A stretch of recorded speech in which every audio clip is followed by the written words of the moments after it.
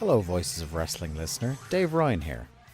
Have you ever wondered to yourself how many hidden gems are hidden away inside the last years of World Championship Wrestling? Have you ever asked yourself how many tenuous gags can be made about the name Mike Enos? And have you ever thought about what it sounds like for two Irishmen to interpret a very chaotic company through its B show? The answers to all this and more are just a click away. Check out Days of Thunder every second Thursday on the Voices of Wrestling podcast network.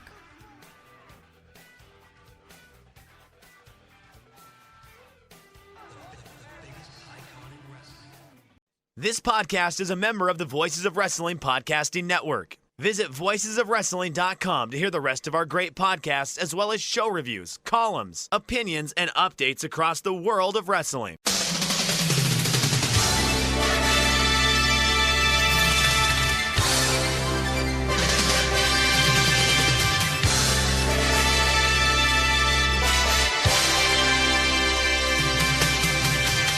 Hello everybody, and welcome to the Super J-Cast.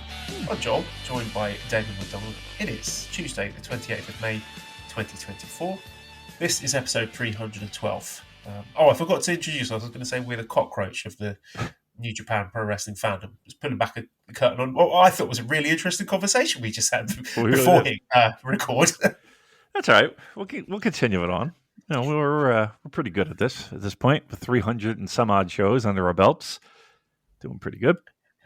The cockroaches we were talking about. We're the cockroaches. The people are just jumping off the bandwagon left and right, and can't say I blame them.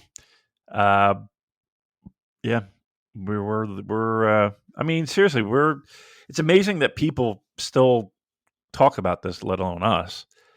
But yeah, I feel like we're us and probably even the good friends at the Keeping It Strong style. They're still swinging at the fences, and various others probably falling by the wayside, questioning the decision to do this. But yeah, we're the cockroaches, man. We are the fucking roaches. That's what we are. I was saying off the air that I think as much as this promotion might get us down in the dumps with their silliness, we provide an important public service in reflecting the mood of the fandom. And it's interesting, sort of parallel to stuff that's going on in AEW, because I've seen Voices of Wrestling, particularly Neil David, getting a lot of flack this week for a review he wrote, a very scathing review, which I agreed with actually, about recent AEW programming, and then people sort of dogpiling in the mentions, saying like, oh, if you even if you don't like it, if you're reviewing it, you should try and drum up some sort of enthusiasm for it. And I don't think that's fair. I don't think you should. No, why? It does not benefit anyone to generate false, disingenuous positivity. I think if the product is bad, then we owe it to you, the listener, to say that it is. And this is not, I've enjoyed some stuff since we last recorded, but just with the general mood around New Japan at the moment, I find, again, talking to Damon, I use the analogy of Arsenal. When Arsenal have had a terrible week, terrible results, when I listen to Arsenal Vision podcast or Arseblog podcast, I don't want to hear them going, oh no, yeah, everything's great, everything's fine. I want to hear my concerns and my worries and my sadness and frustration reflected in that podcast, because then it feels like you're being heard, and that can alleviate a lot of the frustration. So basically, Damon says he's going to quit the podcast if Evil wins at Dominion. That's the news. That's the breaking news. I'm very worried. I'm just kind of feel like I'm hanging on by a thread certain weeks. And then, we got this Dominion show right around the corner that has me a little worried, in the sense of, am I going to be able to make it through shows this summer, knowing full well that he's headlining the shows? It's going to be some tough sledding, and the conversation did revolve around that. Of what are we going to do if he does? Do you really? I was almost to the point where, do you still want to do this? And the conversation kind of turned to, I mean, look, we're not patting ourselves on the fucking back here, but we do. I am. I like to You do are. that. All right, good. I appreciate that. I'm glad somebody is. But not for nothing, we do have the microphone. We have the microphones. And I think we've established ourselves, this show, for all the nonsense that we talk about, for all the goofiness, for all the whatever. I feel like we have established ourselves as a point person when it comes to New Japan Pro Wrestling. That is well earned, and I think that I think people are kidding themselves if they don't think that. That being said, we're still fans. We're doing this because we love the product. Like, we love watching. We love talking about it. We love sharing our thoughts. We love sharing our opinions. But I don't know. Like, I just don't want to be in an echo chamber with everyone else, kind of saying this fucking blows. But in the same breath, I cannot physically. I'm just being honest. I can't give you false like cheerfulness if I'm not feeling it. I just can't. And I feel like that is such a disservice to a person who's listening. Like, honestly, I would say this. Seriously. You probably need to evaluate yourself. If you listen to something just to feel positive, like, that's not what that is not what this is. If it's positive, go back and listen to 2019, 2018, 2020. There's plenty of stuff that we have jizzed all over ourselves over. Like, when it's good, we are there carrying the fucking flag and waving it from the highest mountaintop. But when it's not, it's not, and we can't. I'm not going to sit here and lie. I'm not. I'm just not. And anybody who does, I'll tell you flat out. Anybody who does do that, just stop. Like unless you're getting a paycheck. Unless you're getting a paycheck. What are you doing? Like how do you get up in the fucking morning and sit in front of this laptop, not this laptop, don't sit in front of mine, sit in front of yours, and a microphone, and You don't want to look at what's on Damon's laptop. yeah, my laptops are very cutting edge. MacBooks. It's one, A, how could you listen to that? And B, how could you produce, like, how could that be your stance? Now, again, I'm saying that as, you're just saying positivity to be positivity, just like if somebody were just being negative just to be negative. Like, that's equally as bad. Like, if you can come to the table, though, like, if you could come to the table and you're doing a show and you can say, okay, here are the reasons why this is good. That's fair. I can give it a listen. Everybody has different opinions. But if you're just flying, if you're just kind of purposely going out of your way to be positive about something when it's not, or again, being negative about it when it's really actually quite good, without that caveat of facts or at least opinions backed up with something substantial, then get the fuck up the street. People can sniff that out, Damon. I think that lack of authenticity has a very, very short shelf life for both ends of the spectrum. Mm-hmm. I'd like to think so, but you shared comments with me, not directly related to this show, but if people are shitting on somebody being critical and having points, again, you can counterbalance that with an argument. There's nothing wrong with the discussion of it. Absolutely not. But if you're just going to be like, well, why don't you just be positive? Grow up. Seriously, grow the fuck up. And this is somebody who talks about ass eating regularly. Grow the fuck up. I think this would be an interesting discussion point here. We've got a question from at the Lamb DeLorean, who says, if you guys were appointed as joint presidents of New Japan, what are the first three things you would do to improve the company and the product they produce, and why? So what do you see as the top three issues? Top three issues. One is the over-reliance on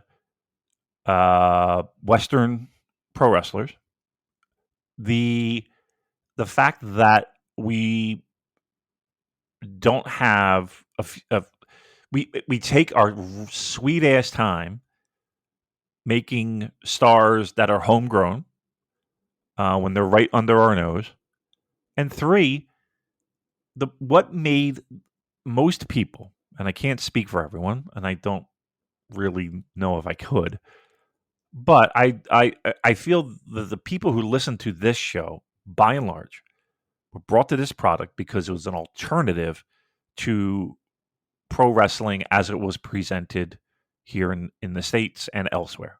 And what made that special was really the core concept of the World Championship is the most important thing in this promotion. And we are having matches that reflect that people will crawl, scratch, bite, claw, whatever you want for that title. And it's the most important thing. And the matches reflected that. The talent in the ring made those titles feel extra special, along with the booking. That those days are long gone, I feel like those days are long gone. We were brought to this product, and for me, maybe many years ago. For others, maybe rather recently. But I think by and large, it was the fact that you knew that when you turned on New Japan Pro Wrestling, you might have shit that sticks with you. You might have shit that doesn't. But overall, you're going to leave that show with, I saw some fucking great pro wrestling. And I don't know if the majority of the time now, when you turn off that TV, you're left with, ooh, that was good. That was good. I can't say that you can say that. So those are the three things. Really, those are the three things. And there are other things. I would focus literally on Japan and not worry about what's going on in the States. There's plenty of other things that I would say I would do, but those the number one thing is get back to the basics of why people are watching this product, and deliver on that promise. That's all. How about you? What would you say? Is it? I don't know if it's beyond the remit of the question just to say new ownership, because I really think the Bushiroad ownership is doing more harm than good at the moment, seeing as their finances are in the shitter, and from everyone I talk to, Kidani is clueless. I would say, he's clueless. I think well-meaning, but he doesn't know what he's doing, and his interfering in the booking of the product is causing serious issues for New Japan, and that makes it very difficult to analyze the booking and attribute blame, because a lot of the stuff, it could be Gedo / whatever the booking committee is. Oh, it's a mistake they've made. They're washed. They're cut. We need new voices in the room, and I don't know how much of it is Kidani telling them, "Oh, you got to do this. We've got to have this new title. This guy's got to be pushed. We're signing this guy. You've got to do this show. You've got to have this partnership or whatever." Okay, so it's very hard to pass that out. Okay, so but if the buck stops at the top, Joel, there's your answer. Like if we're to believe that he is the leader of the pack, like the buck stops with him. So you start there. Like you start at the top. I'm with you. Like when he sent out that fucking tweet of, it's really expensive now, and the yen is half, and all the money and on Western, like nobody told you to fucking put half of your titles on. Nobody told you to do that. Fucking unbelievable. All right, I'm sorry. Go ahead, please. Secondly, would be get rid of half of those titles. I think a good 50% of them are poorly booked enough to be obsolete. So just shave that and just focus on the ones that you're actually going to book well. And I would have take a copy an idea from Dragon Gate, because they do these faction disband matches where it's like faction against faction, and then the losing team, their faction has to disband. I think New Japan desperately needs to do that. So I do like a mega show where you'd have, I don't know, 4 matches or something that are all faction versus faction, along the sort of similar lines of the United Empire versus War Dogs thing that they did. And I would dissolve I'd get rid of Chaos, I'd get rid of House of Torture, and I honestly, I'd get rid of LIJ. Me too. Because I think having all those guys clumped up together is doing them a disservice. And I would use that opportunity to basically restructure the roster and think, right, who are the guys that we're going to push, and have some new factions from the ashes of that, headed by your stars of tomorrow. And even the stars of today, who I would like to see in more prominent roles. Guys like Taichi. And from what I hear, he's very satisfied with his role. So sure, you get paid to do nothing. He wouldn't even want to do this, but he's a fucking great wrestler and he's incredibly charismatic and the fans love him. So I would say, sorry, I don't care if you prefer being a mid-carder. You're going to be the head of this new faction. Just, put guys like that and guys who you want to build the company around, looking at your musketeers, people like that, to be, right, these are the guys you need to pay attention to, because just the booking is very, very stale. It's really, really in the doldrums at the moment, as we will get onto with discussing Best of the Super Juniors. But just the usual tropes are just getting very played out at this moment, very sort of creatively stagnant for me. Yeah, I mean, I'm right with you, dude. I got to be honest with you. I'm right with you, and even though there's he should be head of a faction. I hate factions. I told this is established. We should have never had them to begin with. Or you know what? Let's have the young kids be the leaders. Like I hate that we're doing a draft here, but it's like 4 of them are like, you're the new leaders, right? You pick the fucking teams. You pick, and we can go from there. And well, I tell you what, let's throw out that idea to was it Sean Cedar and is it Griffin that does the draft podcast? There's an idea for you to do an episode. Yeah. New Japan, new faction draft, where everyone's got to make their own faction, getting 4 or 5 guests on that, pick from current New Japan roster, just make a whole load of new factions with new leaders and just see what that looks like, because it'll probably be a lot of fun. I bet it would. Isn't it amazing to you? And again, we're going to talk Best of the Super Juniors, I'm sure, but as we sit here on the 28th of May with really one show, 2 shows? 2 shows. Yeah, we got a show on Thursday and then Friday. And we have a log jam up at Block A. We have kind of it's been thinned out a little bit, but kind of one in Block B. Like, are you interested in any of this? Like, are you like sitting on the edge of your chair saying, "Oh, come on, Blake Christian, come on," you know what I mean? No, like, I just feel like there's such an. I don't think there's any. Yeah, there's no realistic, exciting outcome for me in terms of this. So I guess we're moving on to this now. I think we have some questions along these lines.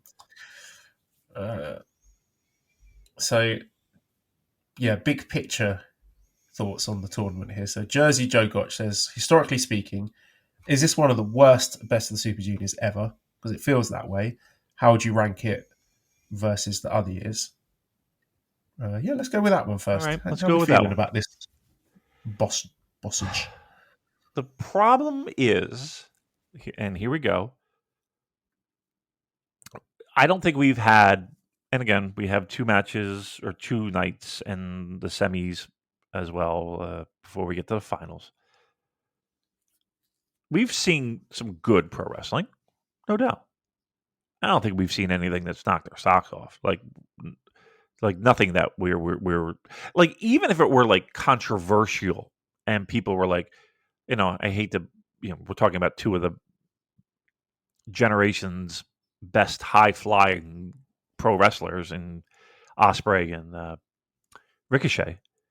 But like, I remember when that match landed and the talk was, half the people thought it was the greatest thing since sliced bread. The other people were like, this is this is the future. This is where we are. This is what we're going to. But at least there was like buzz and discourse and opinions and like energy that was there. Like, I don't know if I've had any conversations in the past week with anyone aside from me sitting down with you here today talking about Best of the Super Juniors, which is mind blowing to me. Like, it's just been there. Has this been the worst? No, I'm saying no. But you would probably have to go into the early 2000s and like late 90s to really find like maybe a bad one. But I don't even think they were bad. I just think this one is completely stale. Like, this is the stalest I think I've felt in quite a long time when it comes to Best of the Super Junior. And the problem is that going into it with the lineup, and again, we knew that there would be some struggles in the sense that, okay, who's going to be the guy that's going to carry the torch to give you the bangers? But you thought, okay, the potential's there. Like, I remember doing the preview of this, and like we were kind of pumped up for this.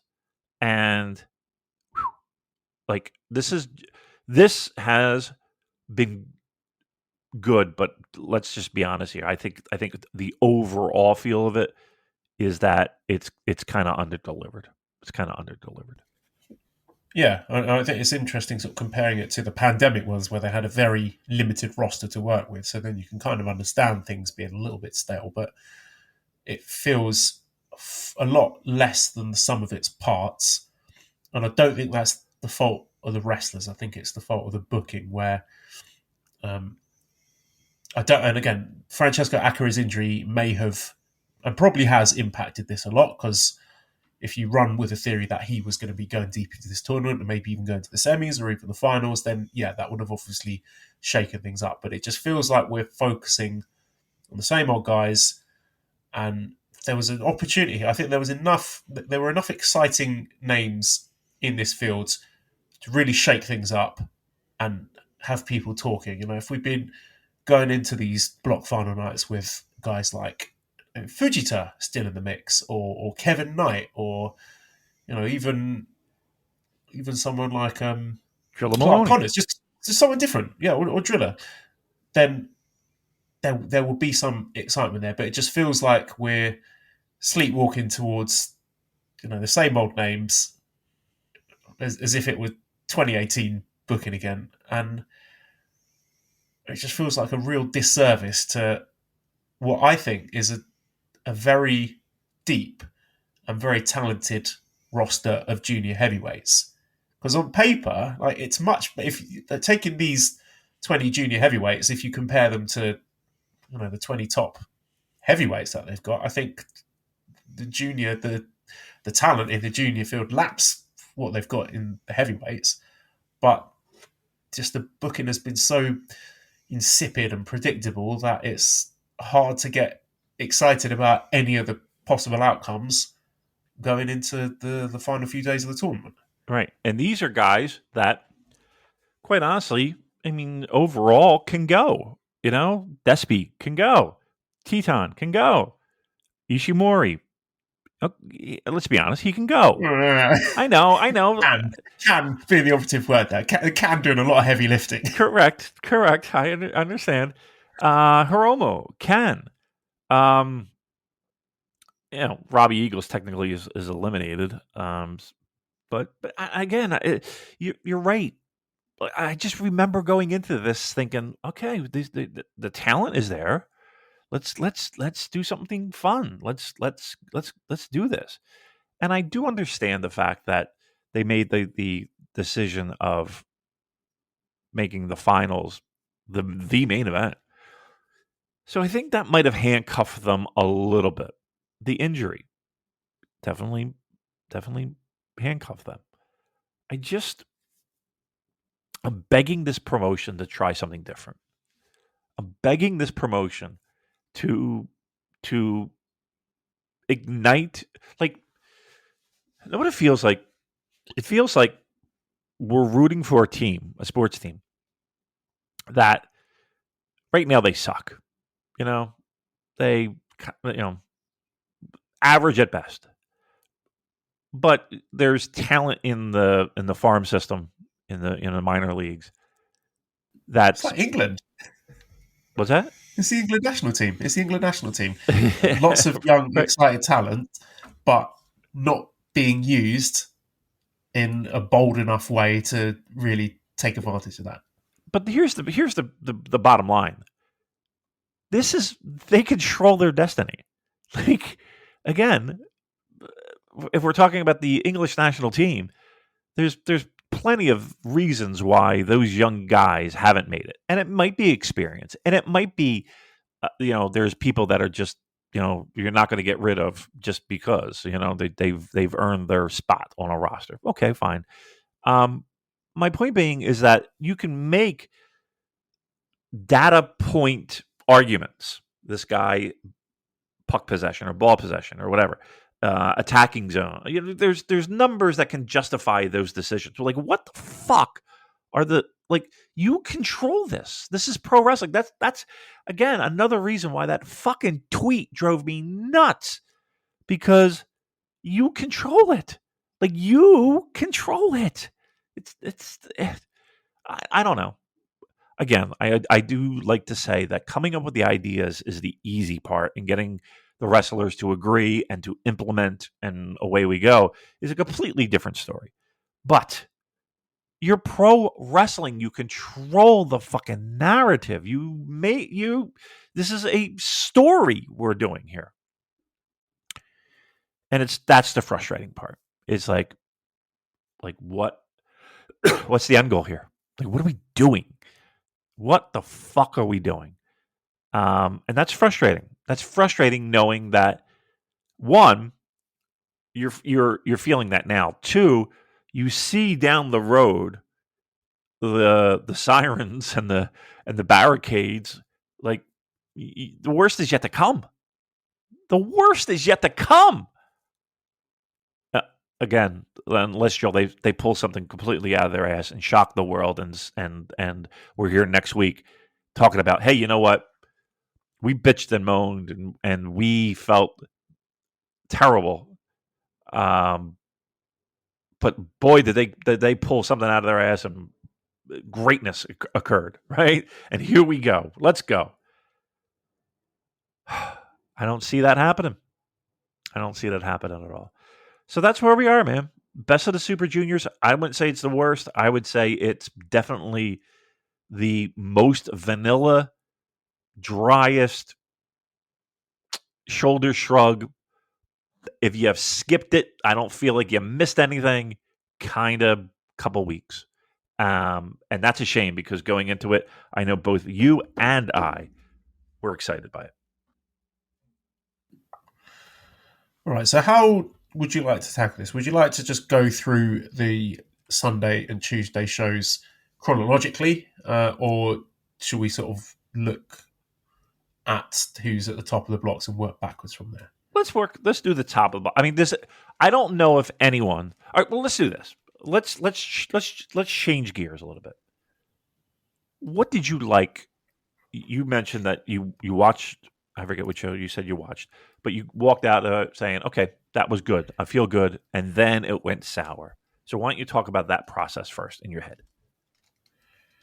Okay, so the Sunday show in Yoyogi, great crowd, really good. I think they really elevated the experience there, and I think that was one of maybe the best 10-match card of this whole tour, because there was something to enjoy about each of the matches. I thought the Ninja Mac getting his big win over Kushida, that was really great, and I thought they really meshed well with their sort of mirrored flippy doos and grappling. I found that really entertaining, and the crowd was into that. And the spot where there was a sunset flip, and then Ninja Mac just did a load of backflips. Great opener, like, really entertaining. That's exactly the sort of stuff. 5 minutes 58 seconds, just crowd on their feet. Enjoyed that a lot. So it was nice to see Ninja Mac getting a win, because I thought he's added a lot of value to this tournament. And Kushida, I think, has also over-delivered on my admittedly low expectations. So Yep. that was good for me. The second match, Hayata defeating Kosei Fujita. Now, Hayata, I think has been fine. Like, I'm sorry this is going to upset people, but to me, he's on the tier of like a Bushi or a Kanemaru, like perfectly, like technically solid, like a good solid wrestler, but at their best when they are wrestling against a young and fiery underdog babyface. And I thought he was a really good foil to Fujita here. So even though Hayata won, I thought he helped Fujita to look really good. Okay. So that was a positive as well. Even though, I would have liked to have seen Fujita not be on 4 points at this stage of the tournament, but yeah, you do. Sho defeating Dragon Dai. I mean, Dragon Dai is still on 0 points. Again, that's sad to me. That and again, they've probably just been a case of him getting Taguchi's booking. So right. I'm guessing Taguchi would have had 0 points at this point as well. And it was, kind of fun seeing them bullying Dragon Dai and stealing his skateboard. And I was just wondering, actually, Yo was also doing skateboard related stuff at some point in. Where'd they get the skateboard at? Well, I was wondering if there was going to be like Yo versus Dragon Dai, where there would have been some sort of skateboarding shenanigans. But again, maybe I'm getting sidetracked here. But again, Sho being in the third match of a 10-match card is perfect against an underdog babyface like Dragon Dai. Great, this is exactly where I want to see House of Torture. That's fun. That's good. Main event of Dominion, no thanks. Third match and a 10-match card? Yeah, absolutely. Give me more of that. Blake Christian defeating Bushi. I enjoyed that way more than I thought I would. Again, Blake Christian is getting a lot of criticism, and I'm not saying it's... I don't know. I think I feel that people are being hypercritical and perhaps... I think so too. Holding him to standards that they're not holding other wrestlers to. But again, I'm not accusing people of being disingenuous. I just feel there's a kind of a sort of echo chamber effect where it's like it's become the hip thing to dogpile Blake Christian, and I think he's been fine. I've sat through a Flip Gordon Best of the Super Juniors. By comparison, Blake Christian has been good. I think it's been good. I thought this match was good. And there's got to be a point at which when he's delivering, okay, fine, big match against El Desperado, okay, but then when he's delivering against, I don't know, just off the top of my head, the TJP and the Hayata match was good, and this Bushi match was good. I can't just hand wave that and say, oh, these are all carry jobs. I think Blake has held his own, and maybe it was better for him. He's yielded better results because in this match he was basically working babyface. And I think that has been more conducive to getting the best out of him than the heel gimmick that he was working towards. But again, I thought Blake has been perfectly fine. I don't have any issues or major criticisms about his performances or his booking. Like, it's been good. Then, good. I'm sorry. Good. Ishimori versus Drilla Moloney. So, I mean, Ishimori is Ishimori. I don't. What more can you say about him at this point? Everything that's already been said is accurate. He's a guy, when he needs to deliver, he does. I think, when he gets a tap on the shoulder, he can deliver very high quality matches. But when he's sort of dogging it through the stodgier parts of Best of the Super Juniors, then there's not a lot to write home about. I think more interesting conversations that we had are around Drilla Moloney, who I had high expectations from, and he's not been bad, but he's not necessarily delivered to the extent that I would have liked him to. And I was discussing this with Jay Michael, who brought up the point, and again, this is not to make him immune from criticism, but he has crunched the numbers and told me that Dan Moloney is 14th in match average length. And that was with getting a big boost with the main event against Hiromu today. Wow. So Drilla is averaging 8 minutes 51 per match. What are you going to do? He had 2 sub 5 minute matches in a row. So he's not been given a lot of time, but J. Michael makes the point, and I agree with him, still enough to make more of an impression. I think I would have more to say about Drilla when we come to discuss the match he had with Hiromu. But his whole tournament, his whole gimmick this tournament has been about setting up the Drilla Killer as this sort of like nuclear finish. If he lands it, it's death. No one's kicking out of it. So that has been the story of his tournament. And that seems to have been, again, I'm sort of jumping ahead to today. Okay, I'll just stick a pin in that for now, right? That's been the story of Drilla. It's all about the Drilla Killer, and I'm going to have to look this up because it was a very, very clever pun, and I want to I want to give it credit to the right person. So this is from our Discord. This is Shruby in the Discord, who says Moloney's finisher, Drilla Killer. The rest of his offense, Drilla Filler.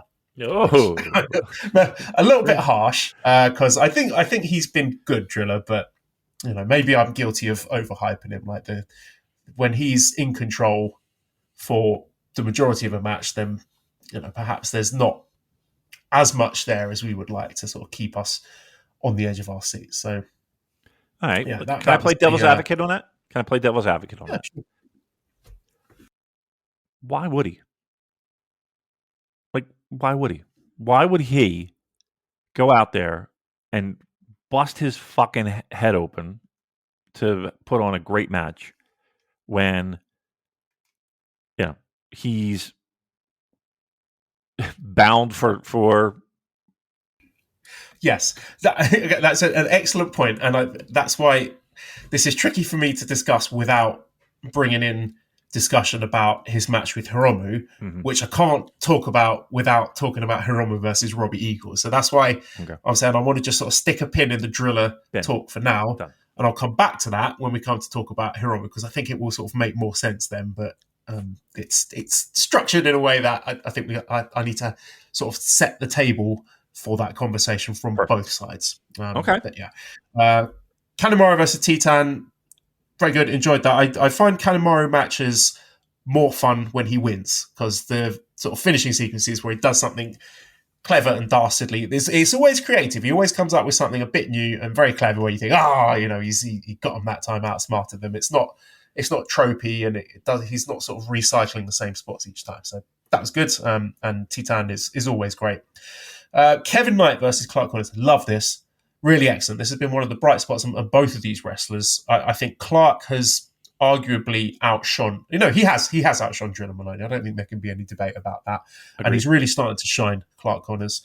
And I'd be curious to see how much time these two spent together in the LA Dojo, because they have really great chemistry here and very hot match.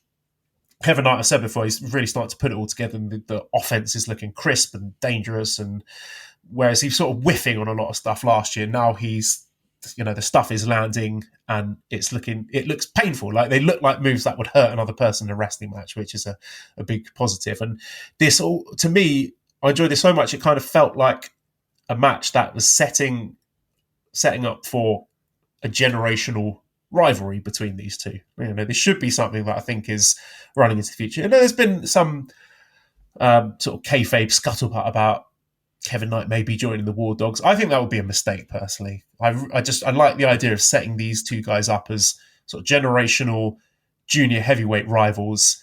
I don't want to see either of them moving up anytime soon. Two guys from the LA Dojo with the pride of that on their backs, and just having that something that could last several years, and that could be each time they meet in a tournament or even in a tag match, you're sort of circling that, thinking, we're seeing Kevin Knight against Clark again. This is going to be great because it was good last time. So that, I think, has been highlighted one of the bright spots for both of these guys have really been highlights for me in this tournament.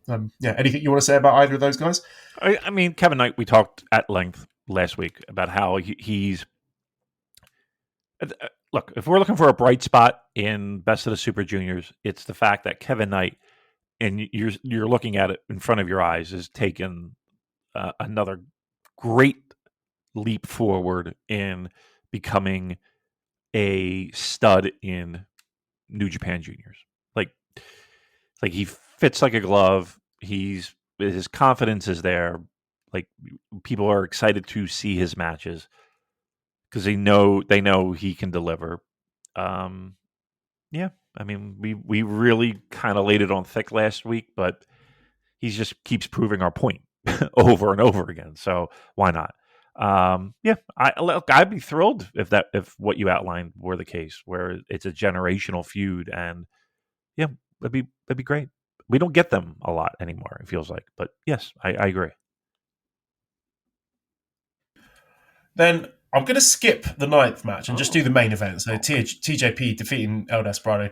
That kind of proof of concept of this TJP push, because they put him in the big main event there in front of a really hot crowd, and the crowd were sort of living and dying by all the near falls, and it was a really excellent match and almost surprised me, which it shouldn't really, because I know both of these guys are really great wrestlers, but I think sometimes the ways that TJP has annoyed me this year have blinded me to, it's made me sort of forget that he's actually a fucking good wrestler. Yep. And if we're looking at pure in-ring talent, maybe he does deserve this push, because this really an outstanding match, very dramatic near falls, crowd were really into it, so I can't have too many complaints. And again, if he's just going to keep it, stick to what he's good at and drop all the Aswang spooky nonsense, the Lucha Underground shit, then we got something to work with there. So that was really good.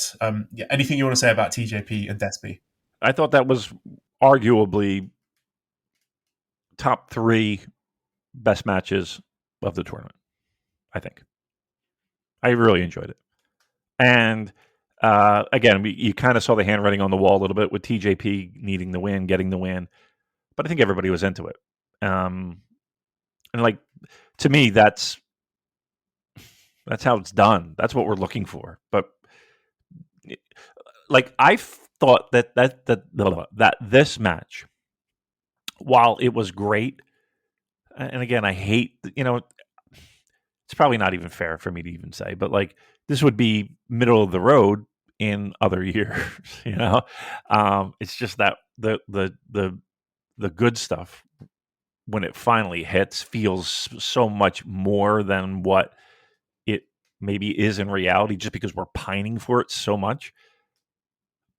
That being said, I thought the match was really good, very, very good, and both these guys are fucking pros. So yeah, I'm in full agreement. If he dropped that nonsense, I don't know. I really feel like if he dropped the nonsense, bigger things could be in his future, and I think he would get less pushback, right, than if he just went and did his thing, as opposed to trying to be this mystical fucking.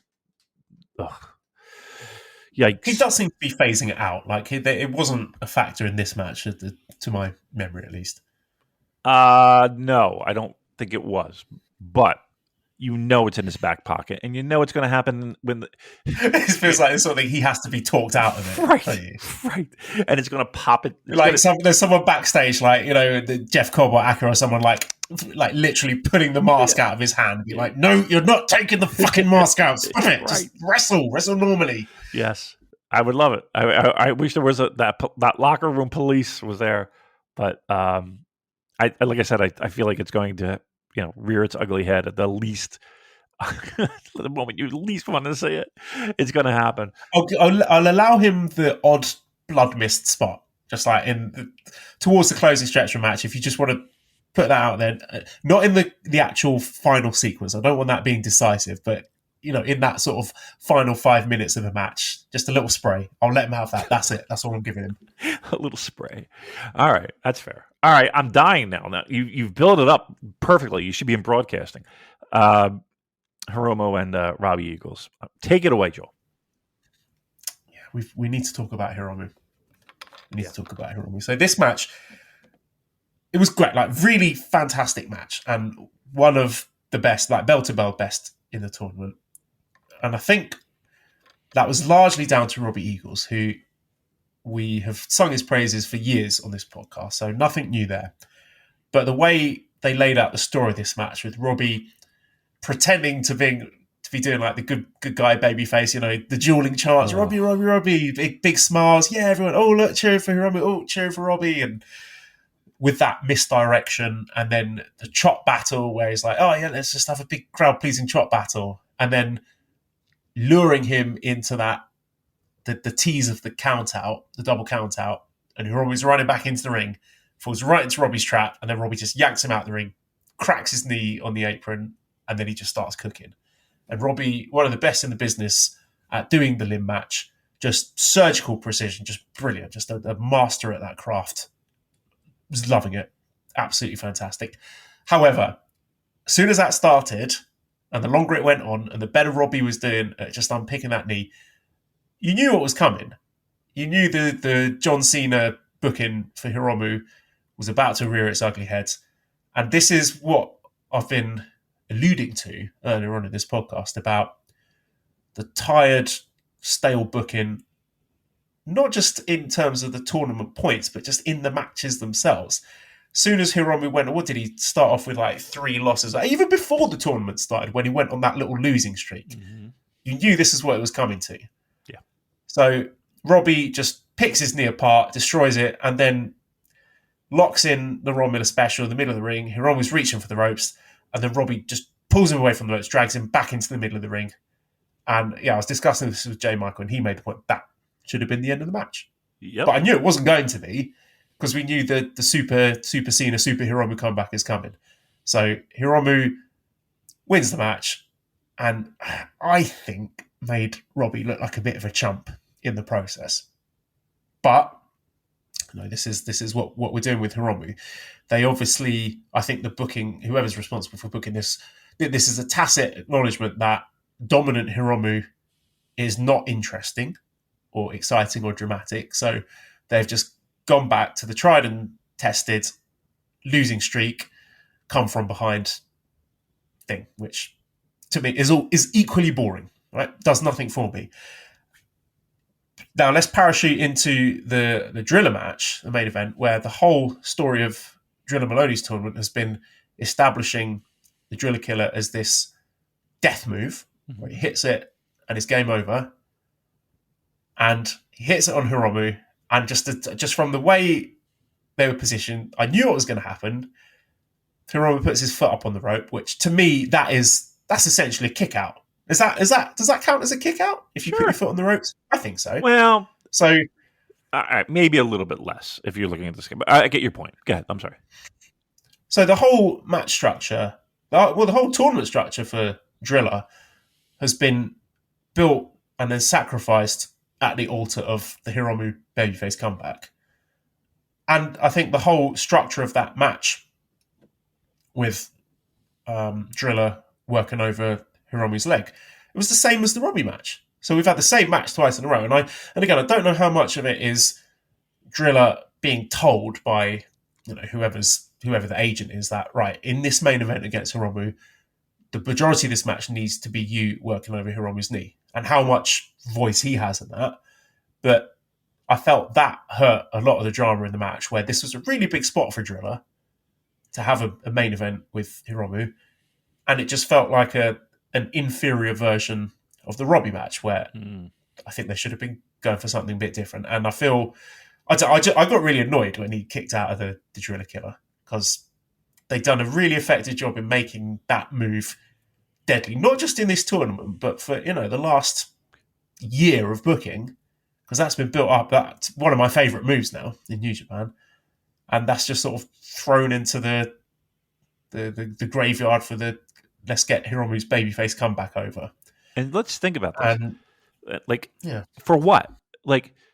So again, we're if we are to believe that we are trying to get Drilla Moloney over, and we're trying to get his finisher over, wouldn't you think that they would wait if they were going to say, okay, tonight's the night that someone kicks out of this devastating maneuver?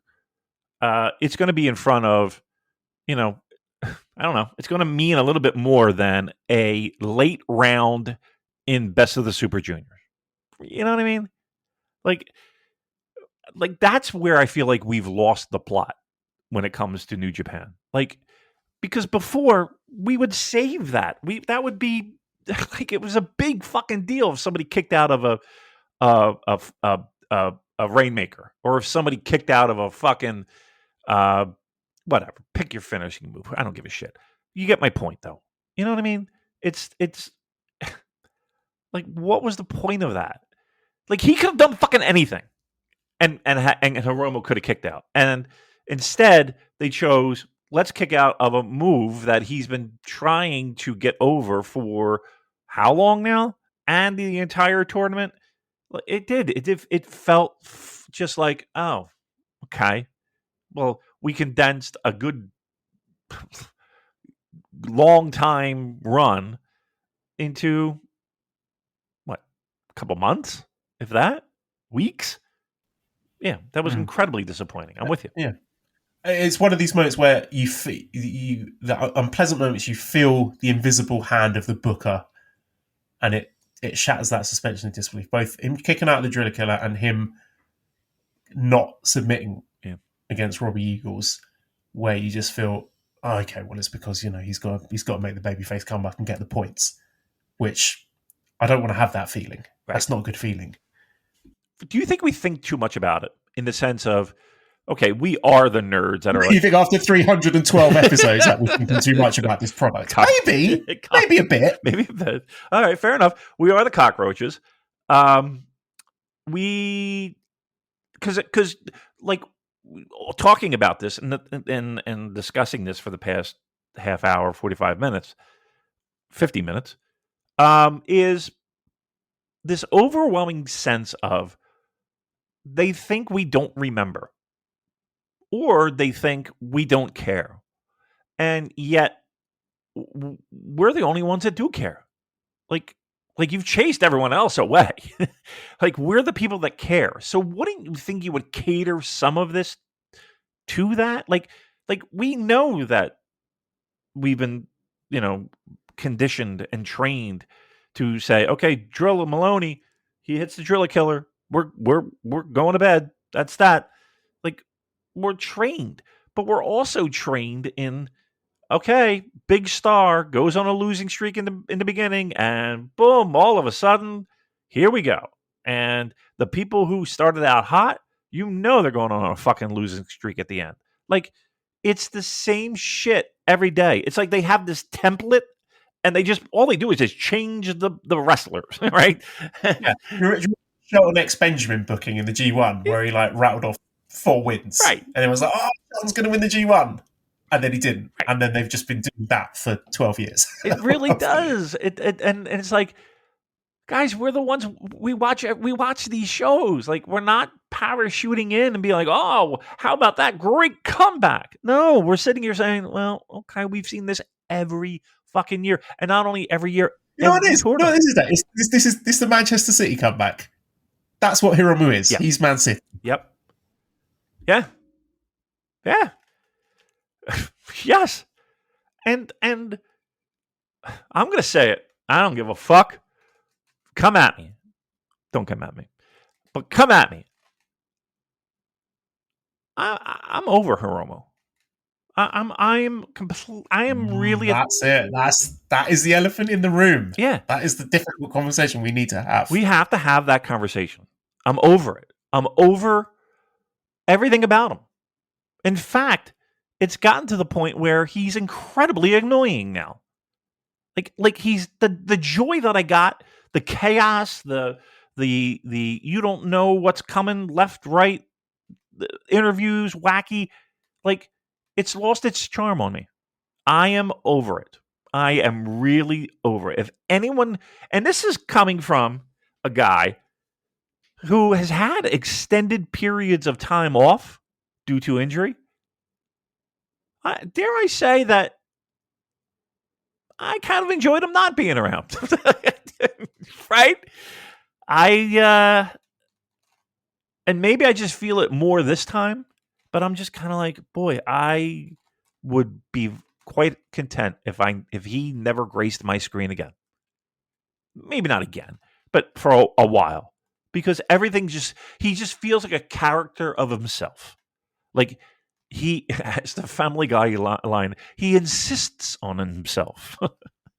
That's what I keep, every time I see him, I think of that fucking one scene where they're with the Star Wars trash compactor. I've never seen it. What do you mean you've never seen it? It insists upon itself. What does that even mean? That's what I feel about Hiromu at this point. That is what I feel about him. So yeah. It's not a credible comeback story, is it? When it's a guy who's absolutely dominated this division and has won this tournament, 4 times now? That they kind of got themselves into a position where they probably feel, again, I'm assuming he is going to be in the final, that they need him to be in that final. They need him in the main event of Dominion to sell tickets because they think he's a draw. And they might very well be sold. But you know what I mean? Like, are we? They ran out of. They don't have a compelling tournament story to tell with him anymore. No. And again, is the winner of these semifinals? Like, is that going to are walk-up sales going to go through the fucking roof no matter who's in it? Like, I don't know. I don't fucking know. It doesn't make any sense to me. Like, the tickets are sold already. And walk up is not going to, like, people are not going to go run to the fucking ticket booth over Despy and Hiromu. Just what are we doing, Joel? What the fuck are we doing? And I think this was exacerbated by the booking in today's show, where in both of the top two matches, really, they could have. And again, a lot of this is probably down to that accurate injury, but even so, it doesn't give them a pass on this, where Ishimori defeating Sho and then Hiromu defeating Drilla just wiped out the possibility of anyone else apart from them two and Doki going through, which is a really weird thing to do, because they could have easily, whichever two guys they wanted to go through, they could have preserved that and preserved some of the drama of these other contenders. Have guys like Sho and Driller still be in the mix, just so there's a little bit of uncertainty. But now, if I'm not mistaken, the B block finals on the 31st, Robbie Eagles versus Doki. That's Robbie doesn't have a chance of going through unless there's a sort of wacky four-way tie. He has no chance because, correct me if I'm wrong, and people will. Doesn't he lose a tiebreaker? Like, he lost to somebody. Yeah. So he's eliminated. I think he's lost both issues. Yeah, he's done. And I think he didn't even realise that on commentary. How would he? To show what an incoherent mess this is. And then Ishimori versus Hiromu. Ishimori's already through. Yeah. So this is just the case of, like, Hiromu has to win to stay in the tournament. Right. Which is such a tired booking show. Again, J. Michael's crunched the numbers. It's like 95% of the time, he says, where the trailing wrestler in the block has ended up winning the match to make it through. They do this every single time. There you go. So I do want to take a moment to celebrate the fact that Doki is doing really well with the points, way better than he used to. I think he'd sort of previously hit a ceiling of 6 points in all the other tournaments he had, and now he's on 10 with the possibility of getting to 12. That's great. I don't think he is going through to the semi-finals. I don't know. This could be a case of they wanted to do this Ishimori Hiromu thing last year, and of course Ishimori got injured, and so they were not able to do that. And maybe this is a make good, or they just had to get this story out of their system with Ishimori and Hiromu one more time. But it's like, man, it's not 2018 anymore. Right? Can we move on from Hiromu and Ishimori being at the top here? Can we do something different? Like, 6 years have elapsed since then. Let's have something and someone else, please. Injuries and mileage and all of that has played a factor in both of those gentlemen's careers. Like, yeah, can we spice it up a little bit? I mean, that's, I guess, last year I was kind of hoping that we would see a little bit blend over to this year, and we have a little bit with Teton being in the mix. But come on, look. I want to sit here and give them all the benefit of the doubt that I possibly can with injuries, right? Maybe this would have been different. And they were just booked. Maybe, like, they might have had, like, a year in advance have their final four penciled in as Akira, Watto, Yo, and Taguchi or someone, and then all of those guys got injured. And they're like, "Well, fuck, what are we going to do now?" Right. I mean, I'll give them at least there is that angle of, okay, our backs were against the wall. We had nothing else we could fucking do, and we just had to get out of this situation. And boom, here we are. But again, that being said, I mean, I know that you were like, you're kind of okay with. What was it, Hayata and Fujita? Like, I don't know. Like, would it have hurt him to get a win? I don't know. I look. I look at the standings, and I'm sorry. To me, standings mean this is who we want to heat up. And when I see guys like Drilla, and again, did he do a lot to fucking make a case for himself? Probably not. But okay, great. And I see guys, I don't like Kevin Knight and like kinda in the mix. I don't know. I just look. I'm begging for some spice because all I have is just bland food.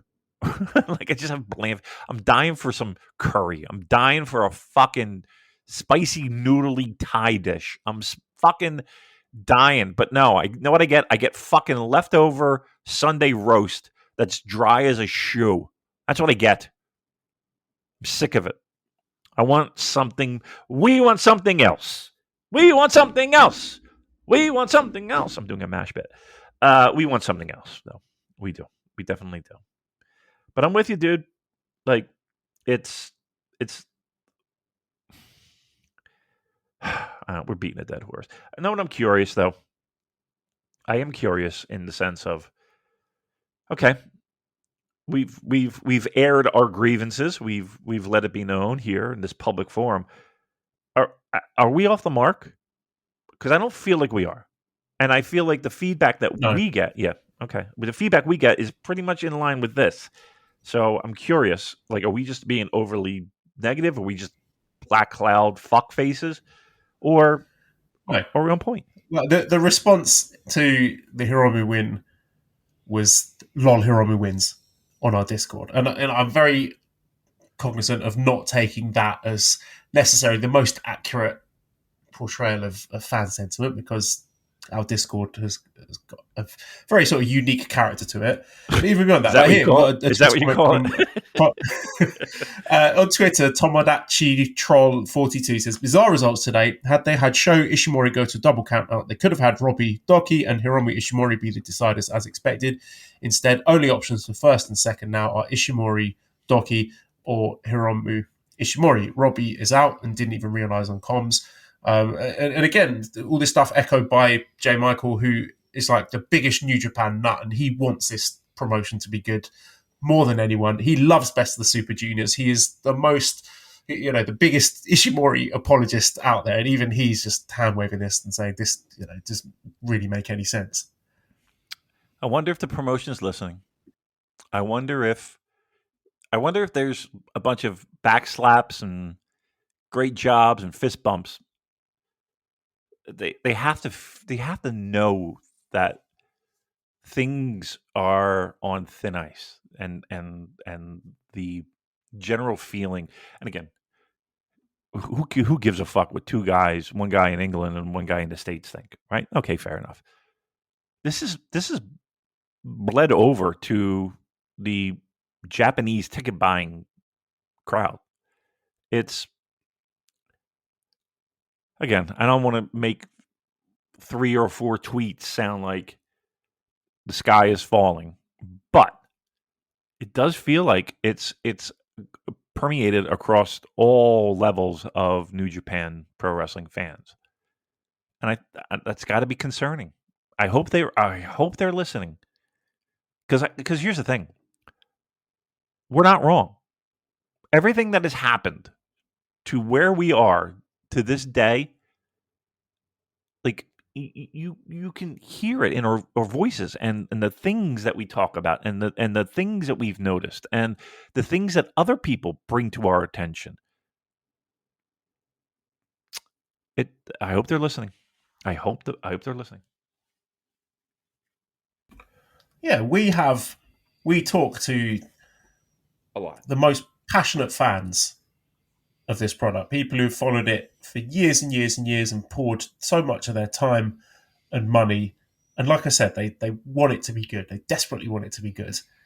People in different countries, different continents expressing the same frustrations. This is not a coincidence. There is a problem here. There is a problem. Yes, sir. All right. Well, there we are. Here we are. Any Let's predictions? preview the block finals. Here we go. What do you think? What do you think? I mean, All right, so yeah, let's get into it then. So we've got this will be on Thursday. We've got the A block final. So just go straight to the block matches. We got Blake Christian, who's on 10 points against Fujita. We'll get a win there. Who is on 4 points. Fujita? Yeah. I think Fujita. Get him on 6 points. 10 points for Blake is plenty, and that'll be a nice upset win for Fujita to cap off his tournament. Yeah, I'm with you. He'll get the win. I guarantee it. Then we got Kanemaru 6 points and Clark Connors 8 points. I feel they're just going to do the cowardly thing and have Kanemaru win, so they both end up on 8. But they should have Clark win, so he finishes on 10. But they won't. They won't. But yeah, I agree with you 1,000%. Like, what's the point? All right. And I suppose Kanemaru could win, and then we get Kanemaru and a partner of his choosing challenge for the junior tag titles. I'm thinking who that would be, though, because could it be Sho? Would he be going off the junior tag? I don't know. I'm overthinking this. I'm thinking about this more than whoever's booking it here, so we'll forget that.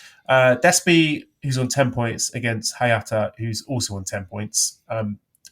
Pretty generous booking for Hayata. I mean, I understand he is holding a singles championship in Noah, and obviously they are putting more respect on the booking of the Noah talent than they are the Dragon Gate talent. So there's that, but I can't. Yeah, Despi's winning this, and he's going through. Yeah, I mean, give me percentage. 20% chance that Despi loses. 10%. I can't even imagine. Less 5. Yeah, less than that. Yeah. I think this is a slam dunk. All right, good. TJP Teton should be really good. TJP Teton, yeah. So TJP's on 8 points. Teton is on 10. I would desperately love Teton to win because he's great, but you know what? I'm gonna hand it to ISIS here. So he's earned it. I think he's been really good in this tournament. And it's the same trope with the guy who's behind in the points is definitely going to win and definitely going to go through. So had it been the other way round, I might have given Teton a chance, but they cannot resist the comeback win. So TJP's going to win and go through, and I don't hate it. Yeah, I don't hate it. Look, again, we hate the gimmick, but it's only brought out periodically. All right, let's do this. I'll set. I don't know how we would do it. Just how about this? A simple yes or no. Is Ass Wang coming out? No. I think I'm going to lean on the side of optimism here and think he's learned his lesson and he's not going to do that anymore. Guarantee it. And I'll say it plays a factor in the finish. Yep. All right. Well, I'll take that bet and we'll see. And all whoever is wrong at the start of the next episode, we can laugh at them and call them a massive idiot. Good. And we've also got Bushi, who's on 6 points, against Kevin Knight, who's on 8 points. Again, Kevin Knight should get the win here, but they won't because they like to even up the points at the end of the block. So Bushi's probably winning this and going to 8 points as well. Imagine that. that in a nutshell just like puts everything into perspective of what our issue is. Bushi versus Kevin Knight, and Bushi damn well right is winning it because they like to even up the points. Unbelievable. Okay, fair enough. Then we've got the B block finals on Friday. Yeah. We've got Kushida, who's on 8 points, versus Dragon Dyer on 0 points. Surely they got to give a win to Dragon Dyer. I think it would be outrageous if Kushida beats him and Dragon Dyer ends up with a goose egg. I think that would be really quite unfair. And I've got no dog in this fight. You know, I don't particularly love Dragon Gate, but Dragon Dyer's been really good, and yeah, I would find it genuinely upsetting if he ends up with 0 points. So I'm going to be optimistic here and call Dragon Dyer getting a win finally. I think the odds are good only because it's Kushida, and okay, even if he took a little time off and did a little thing with Dragon Gate, I don't think anybody would complain. I think it might really be cool. But it's New Japan, right? And there definitely is a pecking order. This would have been the skateboard versus skateboard match, because if Kushida replaced Yo, this would have been Yo versus Dragon Dyer. Yeah, you're right. You know what we could have been missing? They could have been like chasing each other around the ring and skate on their skateboards. Oh boy. But now instead we've got the skateboard versus the hoverboard. I'm sick of skateboards already in pro wrestling. I want them eliminated. I'm so tired of seeing them. Yes, go Ollie right up your fucking ass. I'm going to say Kushida wins. Dragon goes over, but I think it's a good opportunity here for him to pick up a win, because maybe that might mean Kushida is spending a little bit tour, maybe, just get the juices flowing in Dragon Gate. That might be fun. I doubt we'll see it though. Robbie Eagles, 10 points. Doki also 10 points. So you'd think that Doki would win this, so that when we go to Hiromu versus Ishimori, there's some jeopardy there. Because if Doki doesn't win, if I'm not mistaken, that means Hiromu Ishimori's already through, isn't he? That would mean Hiromu is also through. But that's exactly the sort of thing I could see 2024 New Japan doing, where the final match of the block in the tournament means nothing. And I think that's what they're going to do. I don't think they're going to put Doki on 12 points. And Robbie Eagles, maybe they just didn't do the maths. Maybe double they count thought, we'll have Robbie Eagles win this one, and then Hiromu will have to win in order to. But they just fight it up, and they'll be like, oh no, wait, actually, Robbie's already eliminated. So yeah, I think they balls this up completely. Yeah, I think Robbie's going to win. Yeah, to completely ruin any drama in the main event. I think it's a guarantee. Guarantee Robbie Eagles win. He's already out. Yep, eliminate all that. Correct. Yeah. Yes. Absolutely. Bank it.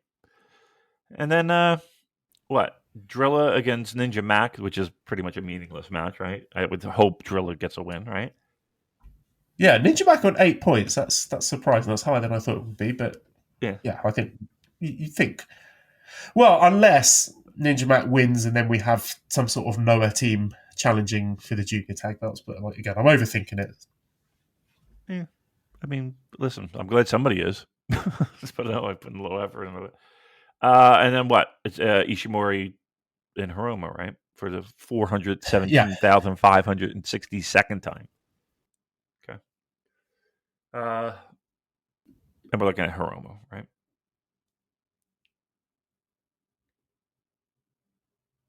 Yeah. No. Is that it? When you start looking at it, I mean, yeah, we're looking at Hiromu, right? Okay. All right. They'll both be qualified at that point, so they can just shake hands and be like, "Let's save our energy for the semi-finals." Yeah, I'll meet you at the bar. Yep, that's what. I mean, if they had any brains, they would do that. And then, so that does that, and then that brings us to the semifinals. When the fuck is that? Not over the weekend, Monday, right? That is on the yes. Yeah. So we would have Despy on 12 points, and so Despy A block winner, TJP A block runner up. Then so if Hiromu's winning, he's the B block winner. Yeah. And Ishimori is the B block runner up. So then we're doing Despy against Ishimori and Hiromu against TJP. Yeah. Okay. I mean, look, they have potential to be good matches, right? Potential's there. I just don't know I don't know. I'm just like, there's no drama. There's no. Like, they're not going to throw us a curveball. They're just fucking not. And again, I'm saying they could. This. Right, the only potential good curveball here is Doki going through. And then we get... No, is that even possible? If Doki wins and he's on 12... Yeah. And then if Hiromu... So what was the result of Doki against Ishimori? Ishimori won. Right. So there's no tiebreaker situation where. Oh, what am I doing? Ishimori's of So course. Eagles lost to Hiromu and Ishimori. I'm reading a fucking Chris Charlton tweet, by the way. Eagles lost to Hiromu and Ishimori. Doki beat Hiromu and lost to Ishimori. And according to his maths, that puts Eagles out. Doki win and Ishimori win advances Doki. But if Eagles wins, the main event is to decide 1 and 2. Yeah. Yeah. So Doki might win.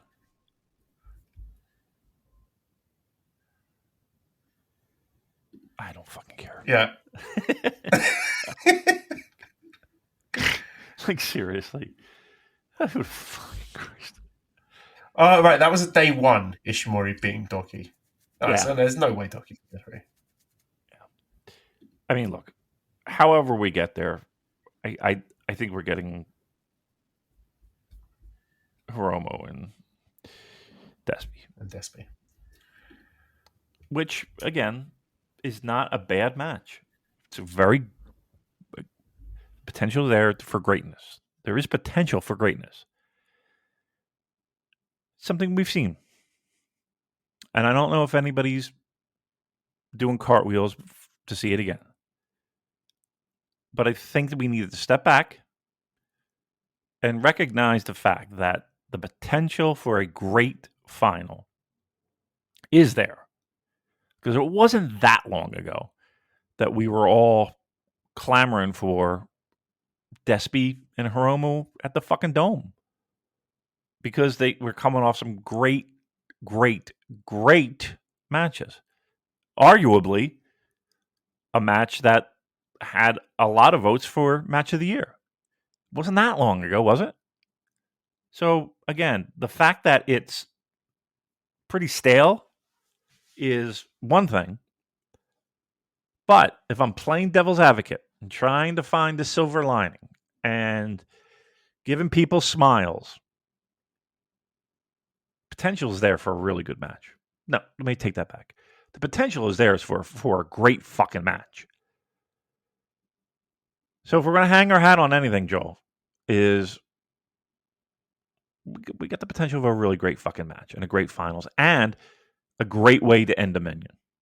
I don't think we could ask for anything more at this point, right? I mean, I think we're being greedy.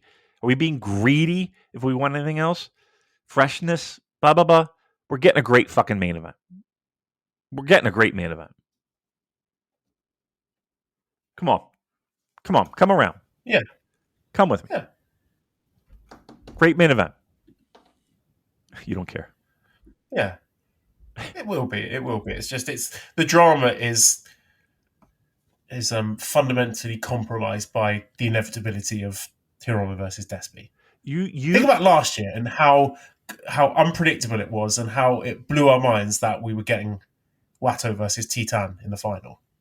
Man, I know. That's what I was kind of hoping for. That's what I was hanging my hat on, to be honest with you. Your reaction was like your wife saying, hey, you know what? We're going to scale back on Christmas this year. We're not really going to give okay. It's a good idea. You know, it's probably the right thing to do, but what the fuck? You think? I get it. This year for vacation, we're going to stay home. We're not going to go. You know, it's probably the right thing to do. Jesus Christ! I get it. I feel the same way. Here we are. All right. I mean, he's been good. The performance has been good in this tournament. I feel like I'm being unfair. Like, he's not a shit wrestler or anything, and by all accounts, he probably does deserve to be there. I feel, we want something new, as you said. We want something else. But I'm just repeating myself at this point. Yep. I'll go to the questions here. So Mo says, who's been your pleasant surprise of the tournament? Mine has been Dragon Diet. When he was announced, I just assumed he was some schlub Dragon Gate had sent to be the pin eater. Instead, he's a fantastic talent and pin eater. I really hope he's done enough to get an invite next year. And John's 3 cents says, you see a surprise elevation, in perception at least, out of this best of the Super Juniors. Someone that has significantly raised their profile with their performance, either with New Japan or overall. Closest for me is probably Blake Christian. Honestly, fine, he'll work with a different style. So is there anyone so far where you thought, I wasn't expecting that person to be good, but they were really good? And for me, it's probably Kushida, because I thought he would just be phoning it in as a late replacement, and he wasn't anything special last year. But I think he's had his working boots on, and I have been pleasantly surprised by his output. I would go with TJP. I would go with Kevin Knight. Once again, just growing in front of our eyes. Kushida was a nice surprise because I thought he did better than he maybe originally was asked to. And when I say better, I don't mean points. I mean in ring. I like the Noah representation, no doubt. I like the Dragon Gate representation. I don't know if either of them blew me away. I thought they were good. But for me, I like the fact that someone who went outside the box with Blake Christian. I like that. Because, again, did he do anything that was like, am I going to go run out and buy Blake Christian stock? Probably not. But I think people are being unfair. I think he's been fine. No, I'll stick with Kevin Knight. I'll stick with Kushida, and I think I'm good there. And TJP, yeah. Multiverse A says, who's been the highlight for you in this tournament, and who do you feel performed the worst? Highlight for me, I think it's the guy who's excited me and thrilled me the most has probably been Kevin Knight. And who do I feel has performed the worst? I don't think anyone has been bad, really. Show. I really don't. I think everyone has... Yeah. Show. Okay. Yeah, it's Show. Because I was just sort of mentally scrolling through the fields and thinking of all the other wrestlers, and then I'd not thought about him. And then as soon as you said him, I was like, oh, yeah, of course. Yeah, that's your winner. I think everybody else has been, at the very least, watchable. But yeah, Show just. How about Doki? Doki might get some love from me too. I thought he had a pretty decent tournament as well. Show's your winner for least favorite in this tournament. That's for sure. For me, anyway. Again, this seems like a really weird thing to say, but I think there is definitely a case to be made for Hiromu being, in-ring at least, one of the MVPs of this tournament. Because all his matches have been really good. It's just the drama of it and the booking that I feel has hindered my enjoyment. Because bell to bell, he's been great, hasn't he? He's been very good. He again, like there's this conversation in my head of this is going to be a great match. That's two fucking guys that are going to have a great finals. I'm a little concerned about how they get from point A to point B. If they just let two guys go and work their magic, like just stay out of their way. That's all I'm asking.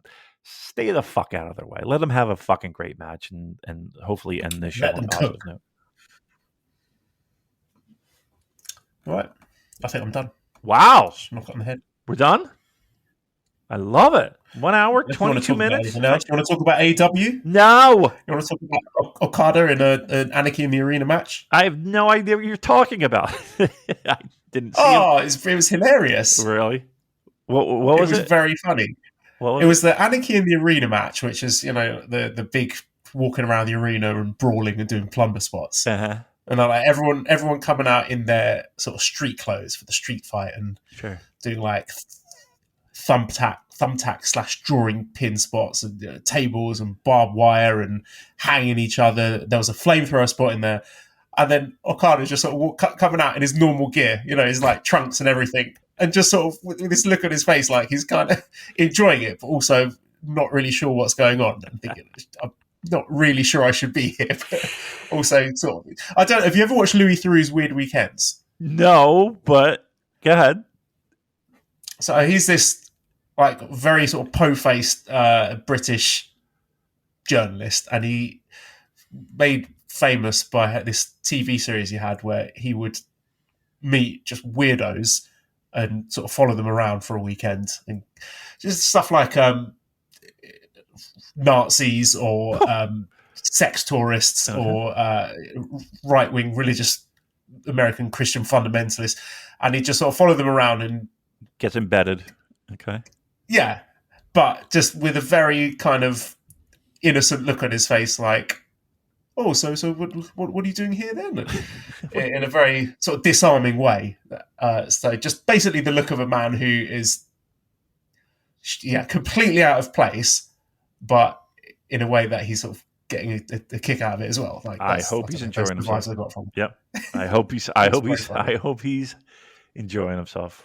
And he had to sell punches from Darby Allin, which probably killed him. Like, just having to sell from someone who's like half his size. he sold those fucking shitbag things from Tonga Loa. I think he's not above selling for anything or anyone at this point. Yeah, all bets are off at that point. Yeah, fuck it. No, I didn't see any of it. It was very notable. Again, I don't want to upset the AEW fans, but from my recollection, there was interference in all of the matches. I think there might have been about 1 or 2 matches on the whole card where there was a completely clean match. It just felt like every single match, a different person was doing a run-in and interference and a ref bump. Ugh. And I just think about all the hate that, rightly, that House of Torture gets. And then I watch that and I think, are you and I so different? Right. Yeah. I did see one thing where, and it's completely taken out of context, but wasn't Tony Khan involved in a fucking angle and he gets thrown down the ramp? I just saw him tumbling down a fucking ramp. Yeah, that was shortly before Jack Perry got set on fire. Oh, he got set on fire, did he? Wow. They're going all in, aren't they? He's used to the heat, Damon. He's used to the heat. He's been in House of Torture. I got you. Look, that promotion, crazy shit. They don't know. I love it. I find it, as a neutral, it's very entertaining. They just don't know what the fuck they want to be. Like, it sounds like they change gears. It feels like all the time. Whatever. Not my concern. Fuck them. I'm going to Wembley. I'm going to the show. What? One of my friends, he bought 2 tickets and he was like, "Oh, you like wrestling, don't you? Will you come to this Wembley show with me?" And I was like, "Yeah," I said yes. I'm committed now. How hot is she? No, it's not. It's not a lady. It's a university friend who's got very little interest in pro wrestling. So I hope it's not dog shit. Don't do dog shit like they did last year, please. You'll have a good time. It's going to be crowded. It's going to be, but it's going to be crowded. You've navigated those waters before, but it'll be a nice crowd. Big show. You'll have fun. Pray that there's like a Rev Pro or a New Japan show the day before, just to make the journey worth my while. Probably will be. Come on, you're going to meet some people, have some drinks, get some sausages. You're going to be having a good time. And then here's what I would do. I'd be like, I think I got diarrhea. I got to go. out skis. Or just ghost them. Just be like, I'm just going to go to the restroom, be right back, and then just leave. Just be like, pew, gone. That's the move. Yeah, you don't have to go to the show. Fuck the show. All right. We're done, right? We're done. We're just bullshitting right now, right? Okay, go. Yep. You want to do the red circle bullshit, or are we just done? Nah, we're done. Fuck. See you next week. See you.